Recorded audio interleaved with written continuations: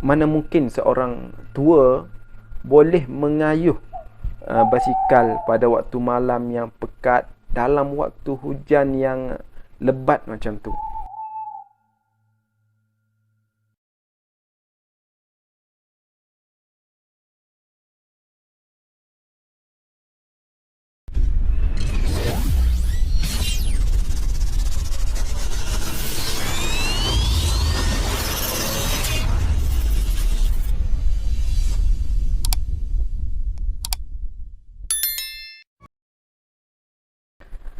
Hai, Assalamualaikum warahmatullahi wabarakatuh dan salam sejahtera. Selamat datang dan selamat singgah ke SH Studio. Jadi ini merupakan video pertama yang akan saya rakam, yang akan saya record. Dan cerita untuk video yang pertama ini, saya akan ceritakan kisah hasil perkongsian daripada saudara kita yang bernama Rusdi. Beliau ada satu cerita seram yang hendak diceritakan, hendak dikongsikan dengan kita semua. Rusdi ni adalah orang Shah Alam. Beliau ditugaskan oleh majikan untuk memantau sebuah projek yang terletak di Baling, negeri Kedah. Pada September 2017, cerita ini dah berlaku 5 tahun yang lepas. Dia ditugaskan untuk memantau sebuah projek yang terletak di Baling. Memandangkan projek tu, dia kata siap dalam masa setahun saja. Jadi dia tak bawa lah. Dia tidak bercadang untuk membawa dia punya anak isteri lah tinggal bersama. Lagipun dia setiap Jumaat dia akan berangkat dari Baling ke Shah Alam lah, balik terus setiap minggu. Itulah rutin Rusdi tadi. Bukan nama sebenar ya, memang dah jadi rutin. Hari Jumaat memang beliau akan pulang ke Shah Alam. Jadi pada satu ketika tu, hari Jumaat juga, beliau berkemas lah, dah bagi tahu dengan pekerja semua beliau nak pulang ke Shah Alam. Jadi mereka pun faham lah. Kemudian beliau selepas mengisi minyak, beli makanan apa semua, beliau pun bertolak lah dari Pekan Baling. Beliau ni biasanya akan drive seorang-seorang lah, okay, untuk menghilangkan rasa mengantuk, untuk menghilangkan rasa bosan ni.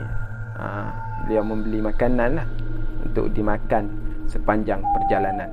Sepanjang perjalanan tu, keadaan jalan tu agak lengang lah, sebab dah nak masuk waktu maghrib sebenarnya, waktu petang kan, mungkin dalam lingkungan 6.30 macam tu lah. Lepas tu beliau teruskan pemanduan dan sampailah masuk waktu maghrib. Kebetulan pula masa tu hari nak hujan.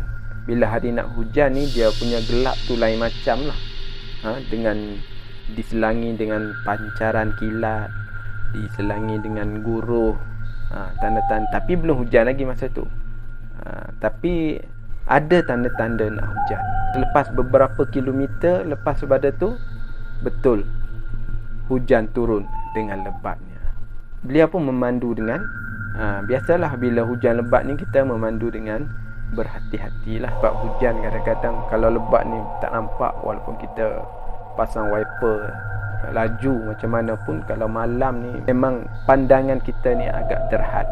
Tiba di satu kawasan nak menuruni bukit, tiba-tiba beliau melihat di kiri, di bahu jalan tu ada seorang tua yang sedang menunggang basikal. Seorang tua yang uzur. Jadi terbitlah rasa kasihan beliau. Sebab apa? Sebab pakcik tua kayuh basikal di dalam hujan, di dalam keadaan kawasan yang gelap. Jadi beliau memperlahankan kereta beliau dalam erti kata nak menolong lah, nak menolong pakcik tu. Jadi bila beliau memperlahankan kereta tu, pakcik tadi dia tak hiraukan pun si Rusdi ni. Dia fokus dengan kayuhan basikal, menyebabkan Rusdi ni rasa serba salah. Lepas tu Rusdi cubalah memotong.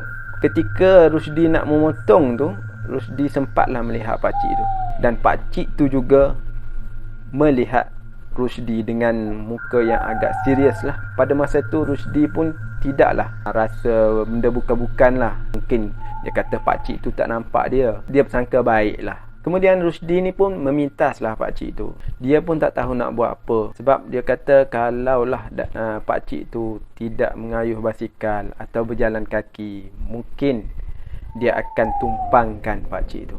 Tapi sebab dia bawa basikal, jadi si Rusdi ni pun tak tahu nak tolong macam mana. Tapi dalam hati dia memang terbit rasa kesal lah, sebab tak boleh nak menolong pakcik tu.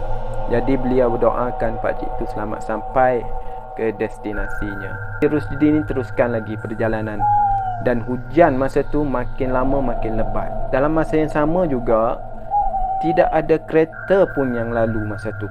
Tidak ada kereta yang berselisih dengan Rusdi masa tu. Keadaan agak-agak sunyi. Rusdi meneruskan lagi perjalanan. Sambil dalam perjalanan tu dia rasa bosan, dia pasang lagu sambil mengikutlah rentak lagu yang ada di corong radio untuk menghilangkan rasa bosan. Tak lama lepas tu beliau hampir beberapa kilometer lagi nak sampai ke Pekan Gerik.